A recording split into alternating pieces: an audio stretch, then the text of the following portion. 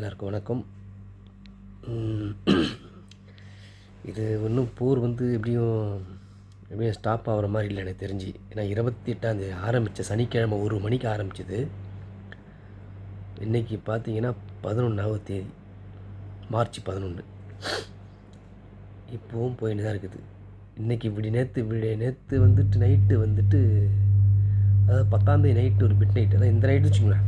இப்போ தான் இன்றைக்கி விடிய காலையில் ஒரு 2:30 மணி கரெக்டாக 2:30 மணி ஆமாம் 2:30 மணிக்கு கரெக்டாக வெடிக்க ஆரம்பிச்சிட்டாங்க. ஏன்னா மொபைலில் அலாரம் வருதுன்னு வச்சுங்களேன். இருந்தாலும் நம்ம தூங்கின்னு இருக்கோம். அந்த நேரத்தில் தாக்க ஆரம்பிக்கிறாங்க. அது முடிஞ்சிச்சு. திருப்பி அதுக்கப்புறம் பார்த்திங்கன்னா ஒரு 10 மணிக்கு, காலையில் 10 மணிக்கு திருப்பி ஒரு 5 வெடி. அதாவது தீபாவளிக்கு படம் வெடிக்க மாட்டாங்க, சின்ன பசங்க போய்ட்டு மிளகா படம் செய்யாதீங்க, அந்த மாதிரி இங்கே நடந்தது. இப்போ சிலிண்டர் வேலை, சிலிண்டர்லாம் எங்கே போகுதுன்னே தெரியல, எனக்கு ஒன்றும் புரியல. இப்போ சிலிண்டரே இல்லை நம்ம தான் இந்தியாவில். இது உலகம் ஃபுல்லாகவே ரொம்ப அடி வாங்கும் பாருங்களேன். எங்கே போய் முடிய போகுன்னு தெரில. இது போரை இவங்க நிறுத்தினா மட்டும்தான் ஏதாவது நல்லது நடக்கும். இல்லைன்னா ரொம்ப கஷ்டம். இப்படியே ஒரு மாதம் போயிடுச்சின்னா ரொம்ப கஷ்டம், ரொம்ப டவுன் ஆகும் எல்லாமே.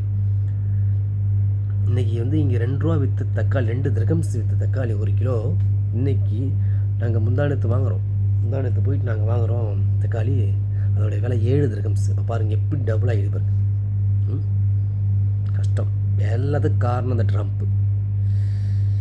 என்னத்தை சொல்கிறது, அந்த 6 மணி முருகன் தான் காப்பாற்றணும் எல்லாத்தையும்.